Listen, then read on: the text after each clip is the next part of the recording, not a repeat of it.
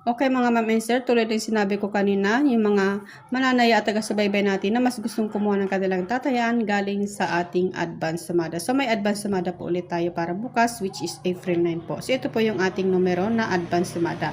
Advance pairs po natin is 4 Gs, 2236, 1438, and 1216 na naandito po siya galing. Ibig sabihin po yan, yung mga pairs natin dito is galing din po dito. Marami po kasi ang nagsasabi na masyadong maraming numero, pero galing lang po lahat ng dito, yung pairs natin, tsaka yung mga special number natin. So, special number natin makita dyan is paningit, grupo, dikit, and pumpiang din po ulit. Ayan. So, ang paningit natin is, which is nandito, 4,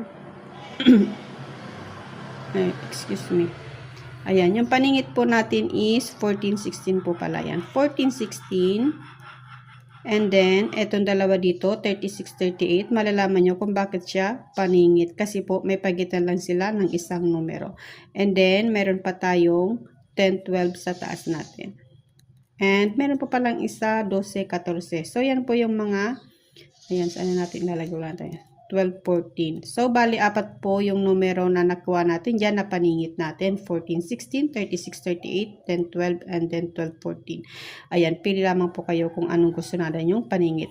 Anyway, ang ating sumada, mga ma'am and sir, ay tips at gabay lamang po para sa ating pananay araw-araw. Huwag niyo pong lalahatin tahayaan dahil wala pong sigurado sa ating mga sumada. Tips at guide lamang po. Wala po tayong sure. So, grupo po, tingnan natin yung grupo natin, which is 414. And then, group 2 po, 1222. And lastly, group 6 po, 1636.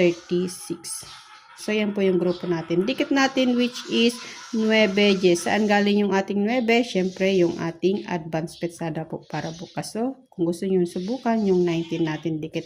And of course, meron tayong pumpiang 4. Yung 4 is galing po sa gitnang numero natin, tsaka yung April natin. So, subukan nyo sa may gusto ng pumpiang at mga ibang special number natin for advance sumada. Good luck everyone mga ma'am and sir!